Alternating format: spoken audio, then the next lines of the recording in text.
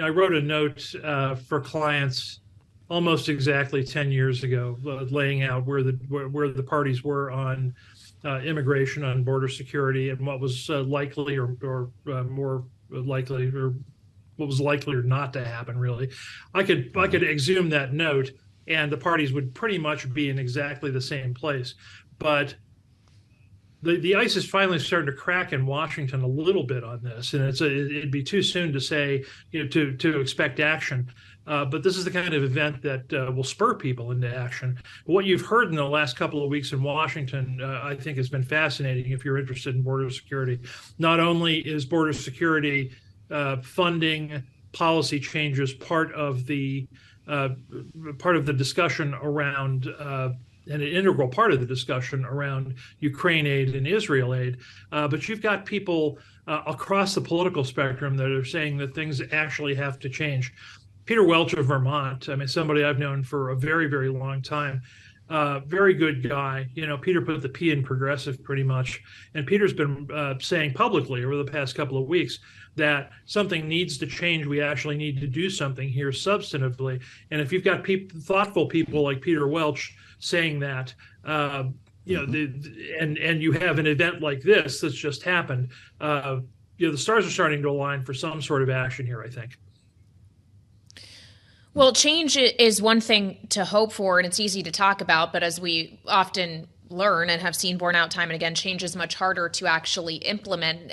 Terry, even if something like this happening at the northern border, when a lot of attention has been paid to the southern border, does provide a bit more impetus, it still becomes a matter of trying to get everyone aligned and how long realistically that takes. You mentioned how the border security issue is becoming very tied to the issue of providing funding for other countries' securities, Ukraine and Israel funding especially. Do you think realistically this is something that can be achieved in 2023, or is this a new year issue? I've got it at 75% that something happens on this, the something being Ukraine aid, Israel aid, border security by the end of 2023. That's a little more than a 25%. 25% there is a little more than a trailing risk that something doesn't happen. But the way that this has been set up, and I know it was set up first by the president, and Republicans in Congress have really taken it by the horns. Something on border security substantively as well as on funding has to happen. Otherwise, you're not going to get Israel aid or Ukraine aid. So now we've got a real forcing event here. So once everybody comes back next week, I would look for the next 4 weeks to be chock full of that debate with an eye towards getting something meaningful done.